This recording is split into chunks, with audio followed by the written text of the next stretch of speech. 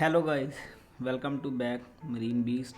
तो गाइस आज का वीडियो है हमारे पर्सनल डेवलपमेंट के ऊपर। थोड़े से एमसीक्यू है पर्सनल डेवलपमेंट को लेके।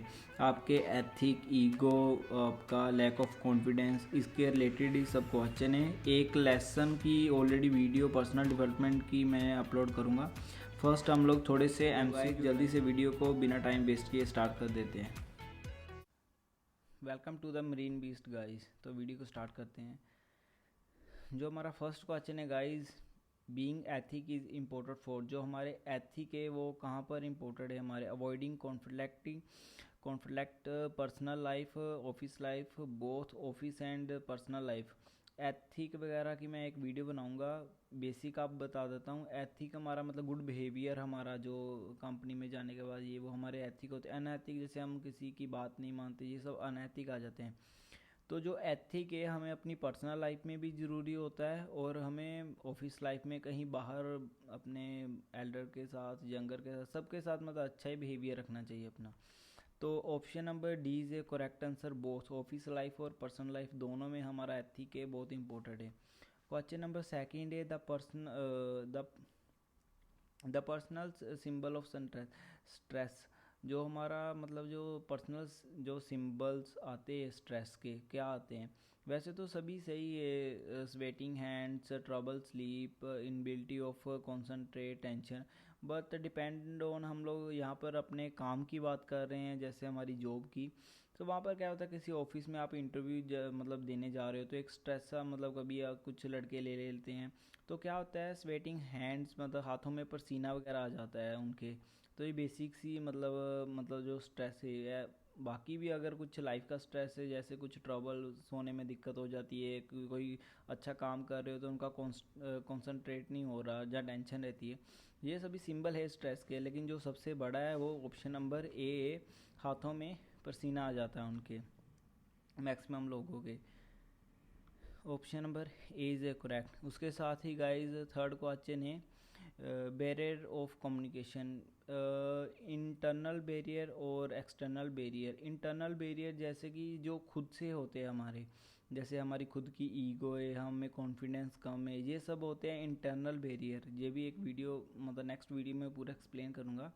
तो एक्सटर्नल बैरियर होते हैं कि जो हमें दूसरों से कोई कुछ मतलब डिस्टर्बेंस मिल रही है, जैसे कि आप कहीं पर हो, आपका फ्रेंड कहीं पे है, आपको बात करने में फ़ोन में मतलब नेटवर्क का प्रॉब्लम आ रहा है, वो एक्सटर्नल बैरियर के कम्युनिकेशन में आ जाता है। तो इंटरनल बैरियर टू कम्युनिकेशन मतलब क्या हो सकता है? वो आपकी कम्युनिकेशन जो बैरियर है, दोनों इंटरनल और एक्सटर्नल क्या कर सकते हैं? आपकी कम्युनिकेशन को बेहतर कर सकते हैं, मेक द कम्युनिकेशन बेटर, या फिर डू नॉट इन्फ्लुएंस कम्युनिकेशन, कुछ दखल अंदाजी नहीं है, या फिर मतलब कर क्या सकते हैं? तो option number D is correct, create problem in communication. दोनों में, इंटरनल और एक्सटर्नल बैरियर में आपको क्या होता है, प्रॉब्लम में अगर आप में ईगो है तो आपकी जो आपका फ्रेंड के साथ आप जो भी बातचीत कर सकते हो तो उसमें कोई ना कोई प्रॉब्लम होगी, और अगर आप दूर हो तो एक्सटर्नल बैरियर से भी प्रॉब्लम ही होगी। तो क्रिएट प्रॉब्लम इन कम्युनिकेशन हो सकता है। तो option number D is a correct answer. Question number four है verbal communication mean speak. Verbal communication होती कैसे? दो तरीक़ों से कम्युनिकेशन होती है, एक होती है वर्बल, एक होती है नॉन वर्बल। वर्बल जैसे कि अभी मैं आपको बता रहा हूँ, तो ये भी एक कम्युनिकेशन है, लेकिन मतलब चैनल कम्युनिकेशन है, लेकिन मैं बता रहा हूँ तो ये वर्बल है, मैं बोल के बता रहा हूँ। अगर यही चीज़ मैं आपको इशारों में बताऊँगा गाइज, तो वो हो जाएगी हमारी नॉन वर्बल कम्युनिकेशन, कोई भी इशारों में। तो वर्बल कम्युनिकेशन मीन स्पीक। हाँ, जो वर्बल कम्युनिकेशन होती है वो बोलना, वो ऑप्शन नंबर बी से करेक्ट, कि हाँ बोलना ही वर्बल कम्युनिकेशन होता है। नॉन वर्बल जैसे कि आपको इशारों में मैं कोई चीज़ समझाऊँ, वो नॉन वर्बल कम्युनिकेशन होती है। आई होप आगे भी कोई क्वेश्चन हो ऐसा।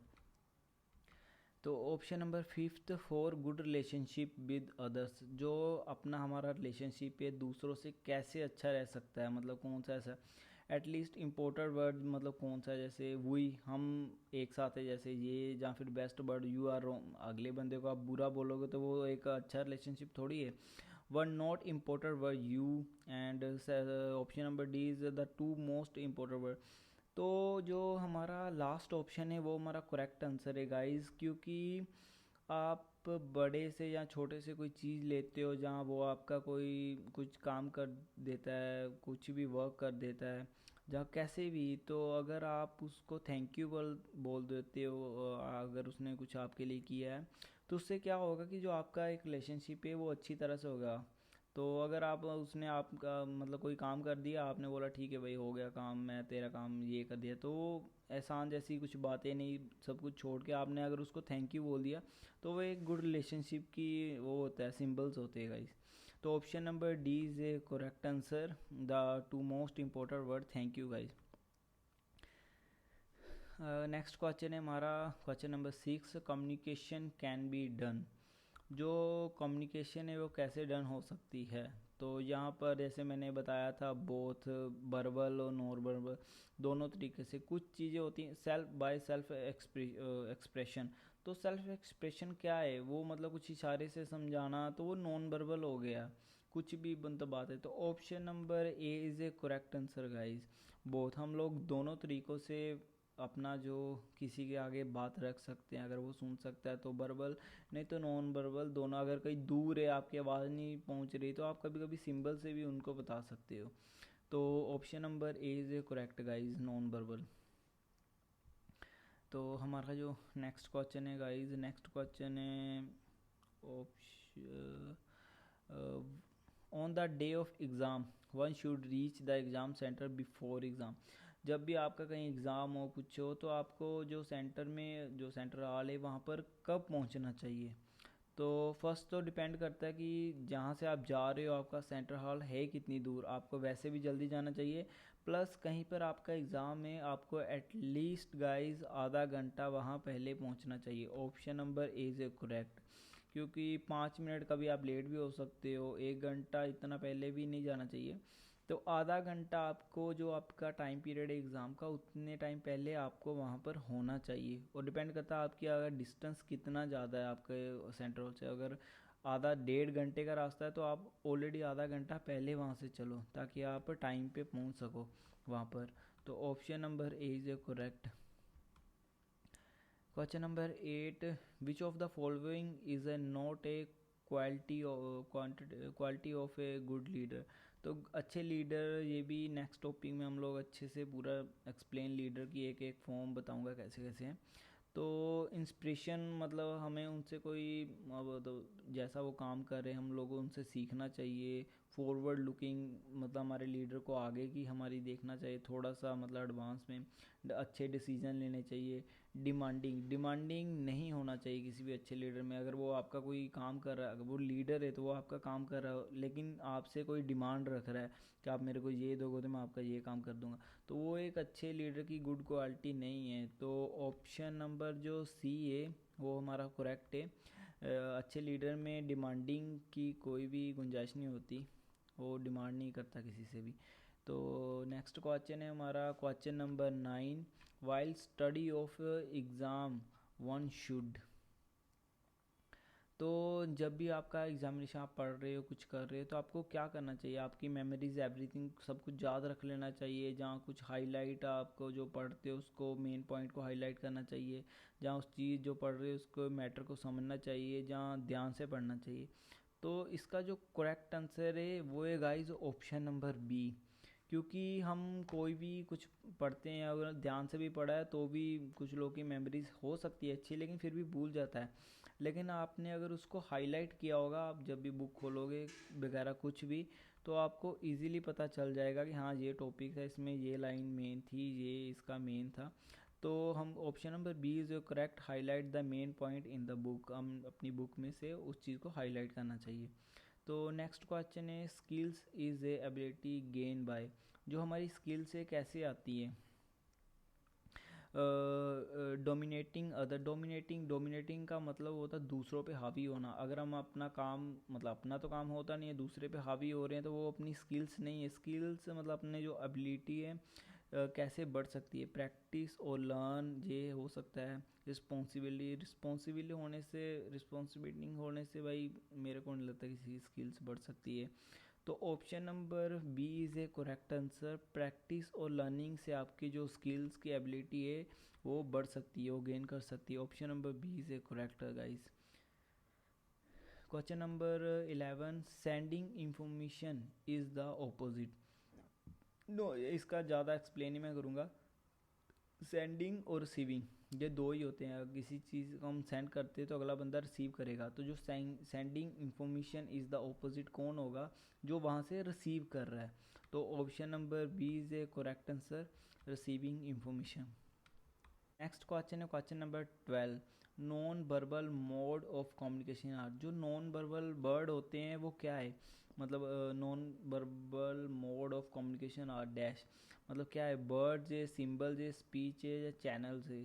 तो यहाँ पर हमारा ऑप्शन मतलब मैंने बताया था वर्बल हम लोग स्पीक करके बोल सकते हैं। तो जो नॉन वर्बल है गाइस वो तो जाहिर सी बात है सिंबल ही देंगे। तो option number B is a correct, वो हम लोग सिंबल से बताते हैं जो नॉन वर्बल मोड होते हैं। Question number 13। Non verbal communication is the speak out allowed. तो ट्रू और फॉल्स? ये तो बेसिक अभी बताया कि सिंबल से बताते हैं, तो वहाँ पर स्पीक मतलब बोलने की तो ज़रूरत नहीं है, और वैसे भी अलाउड में ऊंची आवाज़ में वो भी नहीं। तो option number A is a correct guys, fail से ये ट्रू नहीं है, स्पीक नहीं होता नॉन वर्बल कोचेस में। तो option number A is a correct guys. तो इसी के साथ ही हमारा जो नेक्स्ट क्वेश्चन है question number 14। Who is a more important in communication process. तो यहाँ पर ध्यान से क्वेश्चन देखने वाली बात है। Who is most important is communication process. यहाँ पर सेंडर ज़्यादा इम्पोर्टेंट है, पीपल ज़्यादा इम्पोर्टेंट है, या सेल्फ या रिसीवर? तो option number D is a correct. कईयों को लगता होगा option number A is a correct है, सेंडर इम्पोर्टेंट करता है। लेकिन कम्युनिकेशन क्या होता है? कम्युनिकेशन दोनों का होता है। मतलब अगर कोई चीज़ कोई बोल रहा है, दूसरा सुन रहा है, तो एक बात बनती है, पूरा कंफर्म होता है कि खुद से तो कोई बात नहीं करता ना। कम्युनिकेशन तो वही होगी ना अगर दो बंदों के बीच में होगी। तो यहाँ पर इम्पोर्टेंट है कि अगर एक ने बोला है, दूसरे ने सुना ही नहीं, तो वो कम्युनिकेशन कंप्लीट नहीं हुई। किसी ने अभी मैंने कुछ बोल दिया है लेकिन किसी ने सुना ही नहीं, जैसे आप लोग नहीं सुनोगे, तो वो कंप्लीट नहीं होगी कम्युनिकेशन। तो option number D is a correct. जो रिसीवर होता है वो मोर इम्पोर्टेंट कम्युनिकेशन प्रोसेस होता है। मैंने कोई मान लो आपके सीनियर ने कोई आपको ऑर्डर दिया है, तो अगर रिसीवर ने अच्छे से सुना है तो ही वो अच्छी सी कम्युनिकेशन हुई ना। मतलब वो तभी उस काम को कर पाएगा अगर उसने अच्छे से सुना होगा। तो रिसीवर पे डिपेंड करता है, वैसे तो सेंडर पे भी डिपेंड करता है वो क्या बोल रहा है। तो ऐसा है कि रिसीवर अगर नहीं अच्छे से सुना तो रिपीट अगेन बोल देता, वो फिर से बोलेगा। लेकिन अगर रिपीट ने बिना सुने बोल दिया ओके, तो फिर बस उसने कुछ और काम कर दिया, तो कम्युनिकेशन तो गई ना बाढ़ में। इसीलिए रिसीवर मोस्ट इम्पोर्टेंट होता है कम्युनिकेशन प्रोसेस में। तो option number D is a correct answer, receiver. Next question है हमारा question number 15। We communicate to. हम कम्युनिकेट करते हैं कैसे? Sending information, send and receive, other receive. तो भाई दोनों चाहिए हमको, सेंडर भी चाहिए, रिसीवर। सेंडर कुछ बोलेगा नहीं तो रिसीवर क्या रिसीव करेगा? और सेंडर बोल दिया आगे, आगे से कोई उसका सोल्यूशन नहीं है, तो इसीलिए option number B is a correct answer. Number 16 था guys. Before starting writing in a exam one should. हमको क्या देखना? Write the name and roll number. Answer sheet वहाँ पे लिख देना चाहिए, जहाँ जस्ट स्टार्ट राइटिंग कर देना चाहिए, जहाँ रीड इंस्ट्रक्शन प्रॉपरली करना चाहिए। तो जो हमारा क्वेश्चन अपना एग्ज़ाम होता है, सबसे पहले तो हमको उसकी रीडिंग इंस्ट्रक्शन ही प्रॉपरली पढ़नी चाहिए। कहाँ पर रोल नंबर लिखना है, कहाँ क्लास लिखनी है, और कितना टाइमिंग है, और सब कुछ ये प्रॉपर पढ़ने के बाद ही एग्ज़ाम को स्टार्ट करना चाहिए। Question number 17। तो option number D is a correct. Next question है question number 17। While doing work probability should be 2। तो काम करने पे आपको मतलब ये काम कर रहे हो, दूसरा काम आपको पड़ गया है, तो आपको कौन सा काम पहले करना चाहिए? Most important and urgent work करना चाहिए, या फिर मोस्ट इम्पोर्टेंट वर्क करना चाहिए, या मोस्ट अर्जेंट वर्क करना चाहिए, या नीड टू अदर किसी की हेल्प लेने? तो यहाँ पर कुछ ऐसा होता है कि option number A is correct. Most important and urgent work है वो सबसे पहले करना चाहिए। अगर आप कोई काम कर रहे हो लेकिन उससे इम्पोर्टेंट कुछ और काम है, मान ली शिप की बात कर देता हूँ, आप थोड़ा सा चिपिंग विपिंग कर रहे हो तो एयर कंप्रेसर बनने वाला है, ऑटोमेटिक नहीं लगा हुआ है कुछ ऐसे, जहाँ आपके सीनियर ने बोल दिया है कि आप जहाँ आप वहाँ पर देख रहे हो कि एयर कंप्रेसर भर रहा है तो कोई है नहीं खड़ा, और वो एयर कंप्रेसर फुल होने वाला है और ऑटोमेटिक पे नहीं था, वो मैनुअल पे चल रहा है। तो आपको अपना वो काम छोड़ के पहले वो इम्पोर्टर वाला काम करना है, उसको बंद करना है जाके। तो ये सब option number A is a correct guys, most important and urgent work ही हमको सबसे पहले करना चाहिए। तो नेक्स्ट क्वेश्चन है हमारा question number 18, telephone is an example of. अभी टेलीफोन की अभी मैं बताता हूँ थोड़ा कम्युनिकेशन के बारे में। मैं सामने टू फेस बात कर रहा हूँ तो वो अलग कम्युनिकेशन है, एक सेंडर है, मैं सेंडर हूँ, आप मेरे सामने रिसीवर हो। लेकिन टेलीफोन से हम लोग जो बात कर रहे हैं गाइज वो हमारा चैनल हो जाता है एक, मतलब मैंने एक नंबर लगाया मतलब एक चैनल ही हो गया ना वो, तो वो एक ऐसा हो जाता है। तो option number guys A is a correct answer. जो एक चैनल टेलीफोन जो एग्जांपल है वो एक चैनल कम्युनिकेशन का है, जैसे कि टेलीफोन एक से वहाँ पर आप जा रहे हो, तो option number A is a correct. Next है हमारा question number 19, one of the internal barrier to communicate. तो यहाँ पर आप देख सकते हो वन ऑफ द, अभी मैंने बताया था इंटरनल जो खुद से रिलेटेड है, आप में ईगो है तो वो आपका इंटरनल हो गया, आप में कॉन्फिडेंस की कमी है वो है।